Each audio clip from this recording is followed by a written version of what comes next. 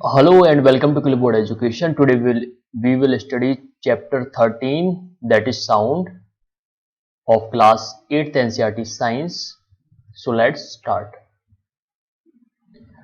Sound is produced by a vibrating body. जो भी body vibrate करती है वो sound produce करती है.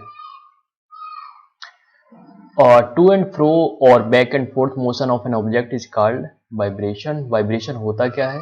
जैसे कोई भी जब मोबाइल की रिंगटोन जब उसमें बजती है तो उसकी जो उसमें जो साउंड्स हैं वो वाइब्रेट करते हैं. और वाइब्रेशन है क्या? टू एंड फ्रो, आगे पीछे या बैक एंड फोर्थ मोशन किसी ऑब्जेक्ट का वाइब्रेशन कहलाता है.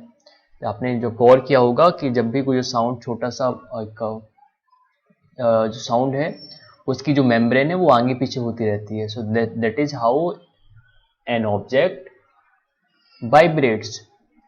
हमारे कुछ एक इंस्ट्रूमेंट्स थे जो हम बजाते थे, अभी भी बजाते हैं. मजीरा, क्रिम्बल्स मजीरा है. जैसे हम इनको दोनों को पीटते थे एक दूसरे से तो वाइब्रेशंस होती थी और आवाज़ निकलती थी. करताल का प्रयोग भी करते हैं हम लोग, और इसमें दो प्लेट्स होती हैं और जैसे हम इनको आगे पीछे करते हैं तो साउंड प्रोड्यूस होती है.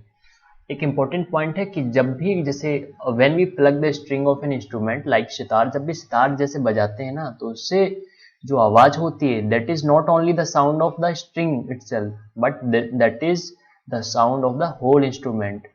जब सितार बजाया the sound that we hear is not only the sound of the string, केवल स्ट्रिंग का ही साउंड नहीं है, केवल आपने सितार बजाया उसमें आपने जो स्ट्रिंग है केवल उससे साउंड निकल रहा था. Whole instrument is suppose to vibrate, पूरा का पूरा इंस्ट्रूमेंट वाइब्रेट होता है and it is the sound of the vibration of the instrument that we hear. और जब पूरा इंस्ट्रूमेंट वाइब्रेट होता है तब हमें सितार का साउंड सुनने में आता है. Similarly when we strike the membrane of mridangam the sound that we hear is not only the sound of the membrane but the whole body of the instrument. जब मृदंग बजाते हैं तो केवल जो मेम्ब्रेन है केवल उसका साउंड नहीं होता, पूरा मृदंग उसका जो लकड़ी का भी पार्ट है वो भी वाइब्रेट करता है और हमें साउंड सुनाई देता है.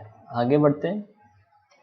ह्यूमंस में कैसे आवाज़ निकलती है? हमारे गले में एक वॉइस बॉक्स और लैरिंग्स होता है और उसको देखने के लिए यदि हम अपनी फिंगर्स अपनी थ्रोट पर रखें तो एक हमें हार्ड बम्प से दिखाई देगा और this part of body is known as the voice box. और यही जो हार्ड बम्प है, ये जो हार्ड बम्प है यहाँ पे, so this is the voice box. और यही अपर एंड होता है हमारा जो विंड पाइप, जो हमारी सांस नली है उसका अपर पार्ट होता है. और इसमें वोकल कॉर्ड्स होते हैं. विंड पाइप में क्या होता है? विंड पाइप के ऊपर जो हमारा वॉइस बॉक्स है इसमें वोकल कॉर्ड्स होती हैं. Two vocal cords are stretched across the voice box और larynx in such a way that it leaves a narrow slit between them for the passage of air. और दो vocal cords इस प्रकार खिंची हुई होती हैं हमारे वॉइस बॉक्स और लैरिंग्स में कि एक छोटी सी स्लिट मीन्स एक छोटा सा का दरार सी एक सेपरेशन बनता है हवा के गुजरने के लिए. जब दोनों ही कॉर्ड्स एक दूसरे से चिपक जाती हैं, टाइट होती हैं, तो बहुत छोटा सी जगह रहती है हवा के निकलने के लिए. और जैसे हम अपने फेफड़ों से आवाज़ निकालते हैं, हवा भरते हैं, तो जो हवा है फेफड़ों से होती है, विंड पाइप से होते हुए इन दोनों कॉर्ड्स की से रगड़ती हुई स्लिट से होती हुई बाहर निकलती है. और जैसे ही हवा निकली तो कॉर्ड्स वाइब्रेट करने लगती. इस प्रकार हमारी आवाज़ साउंड होती है. और यही है कि दोनों जो वोकल कॉर्ड्स हैं उनके बीच में एक नैरो स्लिट होती है और हवा इनके थ्रू से ही होकर गुजरती है. और जब हवा गुजरती है तो वोकल कॉर्ड्स वाइब्रेट करते हैं और आवाज़ हमारी प्रोड्यूस होती है. आगे बढ़ते हैं. When the lungs force air through the slit. और जब ही हमने फेफड़ों से फेफड़े हमारे क्या करते हैं? फेफड़ों में हम अपने ऑक्सीजन का इंटेक करते हैं और जैसे हमने हवा बाहर निकाली the vocal chords vibrate producing sounds. और हवा बाहर निकलती है किस में से होके? वोकल कॉर्ड्स की स्लिट में से होके, और वोकल कॉर्ड्स वाइब्रेट करने लगती हैं और साउंड प्रोड्यूस होता है. Muscles attached to the vocal cords can make the cords tight और लूज. और जो भी हमारी वोकल कॉर्ड्स की मसल है वो टाइट और लूज हो सकती हैं और हमारी आवाज़ भी बदल सकती है. कभी हम बहुत भारी बोलने लगते हैं, कभी बहुत पतला बोलने लगते हैं. थर्ड पॉइंट क्या है? When the vocal cords are tight and thin the type of और quality of voice is different that when they are loose and thick. जब वो लूज होती हैं तब कुछ अलग हमारी आवाज़ आएगी और जब वो टाइट होती हैं तब अलग आवाज़ आएगी। तो हमारी जो वोकल कॉर्ड्स की मसल है वो हमारी आवाज़ भी बदल देती हैं। और एक इम्पॉर्टेंट पॉइंट था कि the vocal cords in man are about 20 mm long, in women these are about 15 mm long, children has very short vocal cords, this is the reason why the voices of men, women and children are different। एक व्यक्ति में 20 mm की vocal cord होती है और स्त्रियों में, महिलाओं में 15 mm की वोकल कॉर्ड होती है, बच्चों में और छोटी होती है। आगे बढ़ते हैं, साउंड्स की प्रॉपर्टीज क्या है। साउंड्स को ट्रेवल करने के लिए मीडियम की आवश्यकता होगी। यदि हम एक कांच के बंद कमरे में वैक्यूम में है, वहां पर मैं आपसे कुछ कहूँ तो आपको सुनाई नहीं देगा, यदि क्योंकि वहां पर कोई माध्यम ही नहीं रहेगा। साउंड को, ध्वनि को संचारित करने के लिए एक माध्यम की आवश्यकता होती है। यदि हम वैक्यूम में खड़े हैं, हवा नहीं है और मैं आपसे कुछ बोलूं तो आपको कुछ सुनाई नहीं देगा। The sound can not travel through a vacuum. पता है हमें, थर्ड पॉइंट है sound can travel through liquids. क्या द्रवों से होकर भी, लिक्विड से भी साउंड ट्रेवल कर सकता है? बिल्कुल ट्रेवल कर सकता है। Sound can travel through would और मेटल, बिल्कुल। In fact sound can travel through any solid, किसी भी ठोस से साउंड गुजर सकता है। हम साउंड को कैसे हियर करते हैं? The shape of the outer part of the year, हमारा जो कान है उसकी बाहर जो रचना है वो कुप्पी की तरह होती है, फनल की तरह होती है। व्हेन साउंड एंटर्स इट, और जैसे साउंड इसमें प्रवेश करता है, यह एक it travels down a canal at the end of which there is a stretch membrane. जैसे हमने कुछ आवाज आई, हमारे कान में से होते हुए हमारे पर्दे तक जाती है, और पर्दे को क्या कहते हैं? हम ईयर ड्रम कहते हैं। The ear drum is like a stretch rubber sheet. Ear drum कैसी रचना होती है? एक खिंची हुई रबर की तरह रचना होती है हमारे जो कान का पर्दा है। Sound vibration make the ear drum vibrate, और जैसे ही ध्वनि पहुंचती है ना तो हमारा जो ईयर ड्रम है वो वाइब्रेट करने लगता है। The eardrum sends vibration to the inner ear, और हमारा जो कान ईयर ड्रम है वो अंदर जो आंतरिक हमारा कान का हिस्सा है वहां पे वाइब्रेशन पहुंच जाता है और वहां से ब्रेन तक सिग्नल्स के रूप में ये साउंड पहुंचता है। इस प्रकार हमें सुनाई देता है। That is how we hear. आगे बढ़ते हैं। सो दिस इज द, ये बाह्य भाग है, this is the outer part of the year, this is its shape is like funnel, and after that the sound goes into the canal of the ear. This is the eardrum, and the eardrum vibrates, and after the sounds gets passed to the inner part of the ear. From the inner part of the ear it is converted into the signals and sent to brain to further understand the sound. eardrum हमारा ये है, inner ear ये है, और यहाँ से signal के रूप में साउंड हमारे मस्तिष्क को सिग्नल्स के रूप में पहुंचता है। आगे बढ़ते हैं। हम जानते हैं कि वाइब्रेशन क्या है? टू एंड फ्रो, आगे पीछे का मोशन ही वाइब्रेशन कहलाता है। लेकिन आगे पीछे का मोशन हमने तो लास्ट क्लासेस में पढ़ा था कि ऑसिलेटरी मोशन भी कहते हैं। यस, सो तो जो वाइब्रेशन है वो ऑसिलेटरी मोशन ही है। द नंबर ऑफ ऑसिलेशन पर सेकंड क्या कहता है, क्या कहलाता है? फ्रीक्वेंसी। आवृत्ति क्या होती है? दोलन की आवृत्ति। कि number of the times an object oscillates, एक बार में एक सेकंड में कितने दोलन कर रहा है या एक मिनट में कितने दोलन कर रहा है। So the number of oscillation पर second is called the frequency of oscillation. एक सेकंड में कितने दोलन करेगा, कितनी ऑसिलेशन कंप्लीट करेगा, उसको आवृत्ति कहते हैं, फ्रीक्वेंसी ऑफ ऑसिलेशन कहते हैं। फ्रीक्वेंसी का यूनिट क्या है? हर्ट्ज से, सिंबल क्या है? एचजेड है। और फ्रीक्वेंसी में जब भी हम कोई साउंड होता है उसमें दो कैरेक्टरिस्टिक याद रखनी है, एक एम्पलीट्यूड, एक फ्रीक्वेंसी। जब भी कोई साउंड है उसमें दो गुण रहेंगे, दो प्रॉपर्टीज रहेंगी किसी भी साउंड की। एक तो रहेगी एम्पलीट्यूड, दूसरा रहेगा frequency. Amplitude and frequency are two important properties of any sound. Loudness of sound is proportional to the square of amplitude of the vibration producing the sound. जो भी ध्वनि का एम्पलीट्यूड है उसका स्क्वायर कर देंगे तब हमारी लाउडनेस हमें पता चल जाती है। सो लाउडनेस प्रोपोर्शनल होती है किसकी? एम्पलीट्यूड के स्क्वायर की। याद रखना है, लाउडनेस किससे रिलेटेड है? लाउडनेस फ्रीक्वेंसी से रिलेटेड नहीं है। लाउडनेस फ्रीक्वेंसी से रिलेटेड नहीं है, लाउडनेस रिलेटेड है एम्पलीट्यूड के स्क्वायर से। सो और लाउडनेस को हम किस में मापते हैं? डेसिबल में मापते हैं। अभी हम कुछ एक चार्ट देख लेते हैं कि नॉर्मल ब्रीथिंग में कितना साउंड होता है।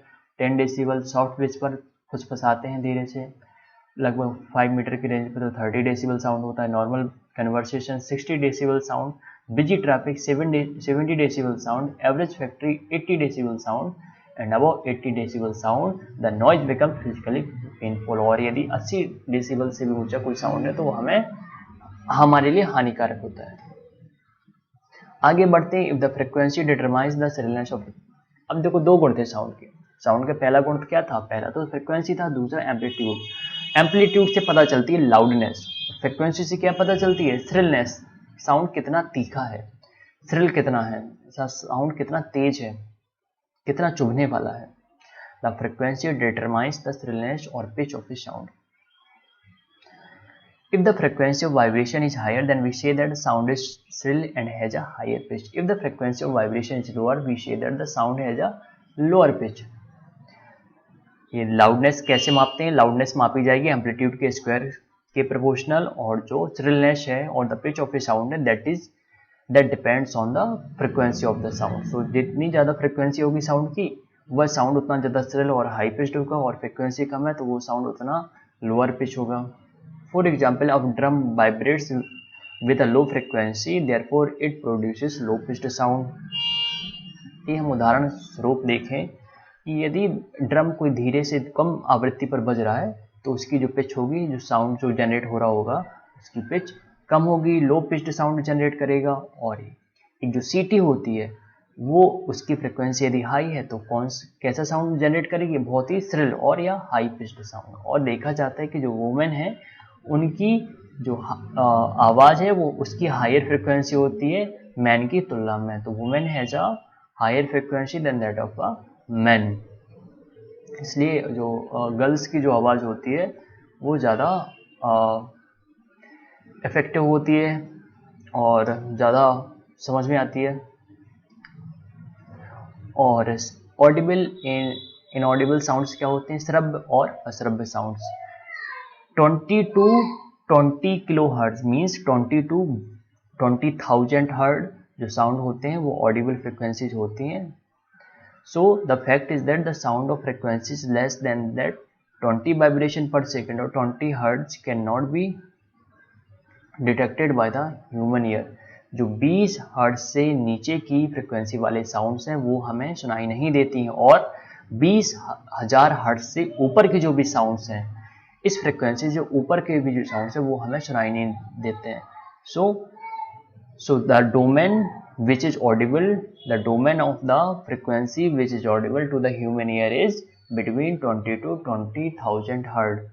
हमारी ऑडिबल फ्रिक्वेंसी की रेंज क्या है? 20 से लेके 20,000 हर्ट्ज तक।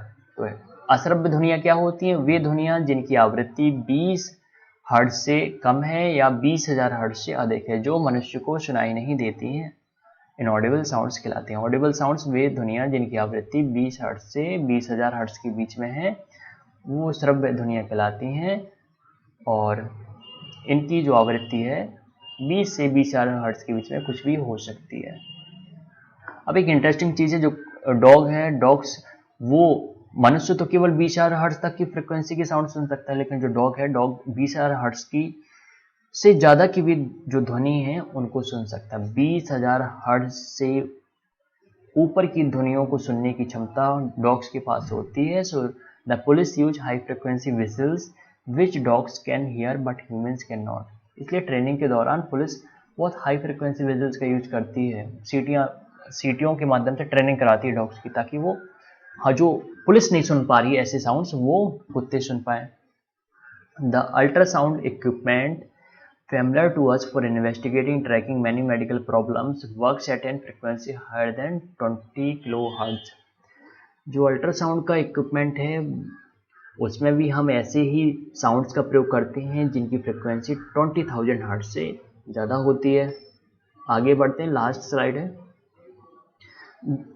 कोई भी साउंड नॉइज कब बन जाता है? कोई भी ध्वनि नॉइज तब बन जाती है जब वो अनप्लीजेंट हो जाती है, बहुत ज़्यादा श्रिल है या बहुत ज़्यादा लाउड है, तब कोई भी साउंड अनप्लीजेंट होकर ध्वनि का रूप ले लेता है, वो जो शोर का रूप ले लेता है। What is noise? Noise is the unpleasant sound. We have to remember this thing.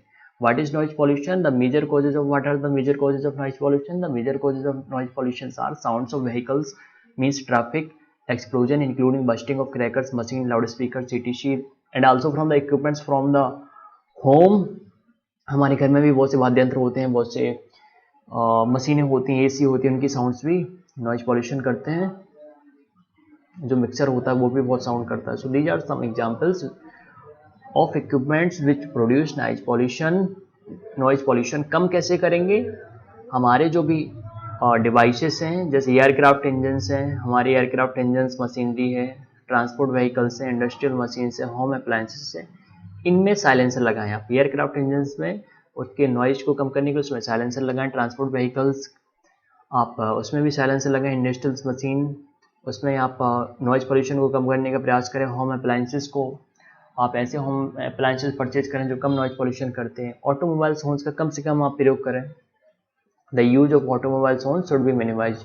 TV और म्यूजिक सिस्टम को धीमी आवाज़ पर चलाना चाहिए। ट्रीज प्लांट करें रोड के किनारे ताकि वो कट डाउन करें आने वाले ध्वनि को। So this is all for the day. Thank you for watching.